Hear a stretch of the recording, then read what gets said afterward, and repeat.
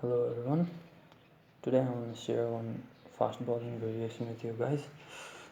So firstly, for fast bowling, how we hold the ball is we use the top of our fingers and the side or the face of our thumb, depending on which you find easier. I usually use the side of the thumb, and the ring finger gives gentle support to the ball, and we hold the ball tightly, applying the pressure with the top two joints, and the third joint has minimum contact with the ball. And there are many places from where a fast bowler can generate his or her pace, and one of them is flick of the wrist. During release, we flick the wrist, which adds to the pace of the ball. Now, for this variation, what we're going to try and do is reduce the effect of the flick of the wrist, so we reduce the pace of the ball.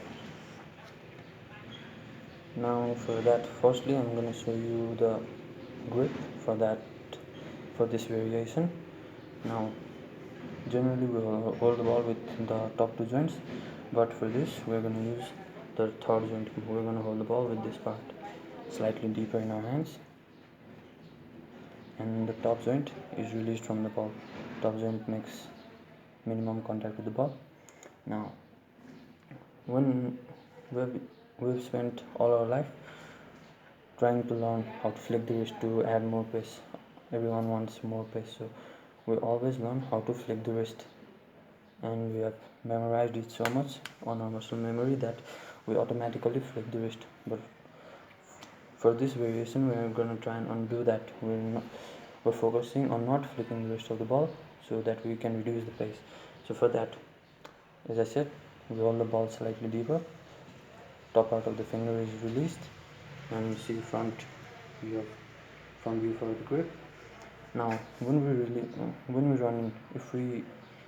we run in normally, holding the ball for bowling pace, our focus lies on the top of the hand.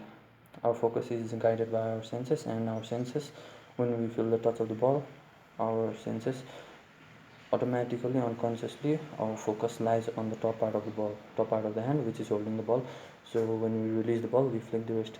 Now to change that, what we're going to do is, while we're running, our focus, we're going to shift from here to here. So when we release the ball, we're going to ball with just this part of our hand, and we're going to show this part, the face of the wrist, towards the batsman.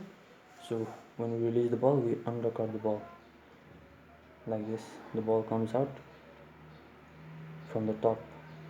This is the normal fast bowling release. We flick the wrist, and for this we undercut the ball, so like that. Now we have reduced the wrist effect of the wrist on the ball, so the ball will come out slower. Now another thing impacted by our wrist position is the seam position. Now when we release with our flick of the wrist, the seam comes out straight. We have seen fast bowlers like Jimmy Henderson, he releases the ball so that the seam position lies very beautifully, very straight. Now for this ball, as we release it, we are releasing it without the impact of the wrist, so ball will come out wobbling. The seam won't come out straight. Normally the seam comes out straight, but this time with this variation, the ball will come out wobbling. So what happens is, the ball is coming out slower, and is about to land, because it's wobbling, it will either hit the seam or it will either hit the side of the ball. Now depending on where it hits, if it lands on the seam, the ball will jump or get more bounce, and if it hits the side of the ball, then it will skid a bit more. So with this variation, you can have two different types of variation. The ball will come out slow, but it will either bounce more or it will skid with lower bounce. And this is it. Thank you. I hope I've explained this so that you have all understood what I'm trying to share with you. If you have any more questions about fast bowling, then you can share on the comment section. If you have any questions about this video, then also you can share in the comment section. I'll try and answer every bit of your questions, and if you have any queries, then you can ask. I'll try and see what I can do. Thank you.